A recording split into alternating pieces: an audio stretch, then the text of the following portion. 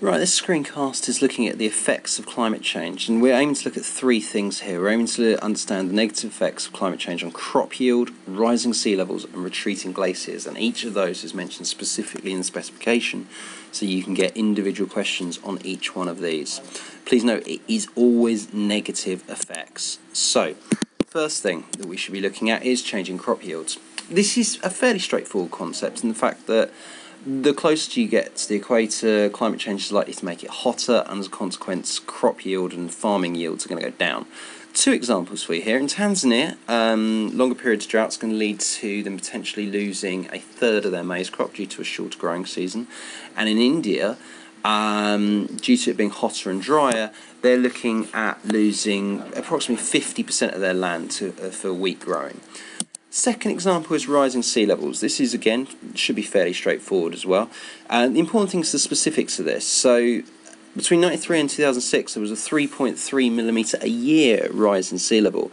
By 2100, that could lead to an 88 centimetre rise in sea level, and it's going to do two things. Number one, a large number of major cities are going to be at threat. London, New York and Tokyo, which will lead to potential economic problems. You can see it in London already. It's why the Thames Barrier is there to protect it.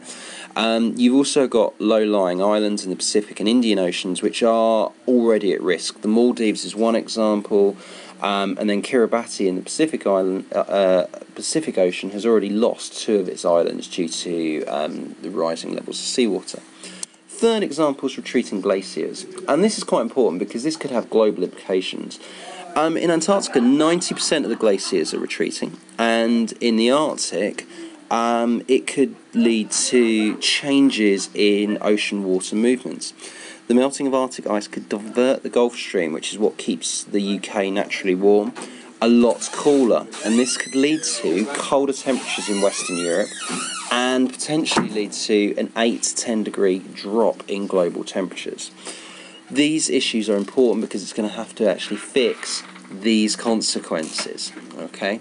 And that's going to be the real problem, which is actually having to be managed. So let's have a look at an exam question in relation to this. Often 4-mark questions, could be a 6-mark question actually. Describe the negative effects that climate change is having on the environment. Use examples in your answer. So let's have a look at these, okay? This is a kind of mark scheme you get. You get 1 mark per point, maximum 2 if you don't use examples. So this is important to remember. Examples that you could use, I mean, this is directly off the mark scheme, so they're talking about polar bears, the Great Barrier Reef, loss of coral reefs, habitat loss, and then they give you some ideas of things that you would get marks for. Okay, so you can see all of the ideas that are mentioned above, you would have all got marks for. So just think about that when you're answering a question. Okay.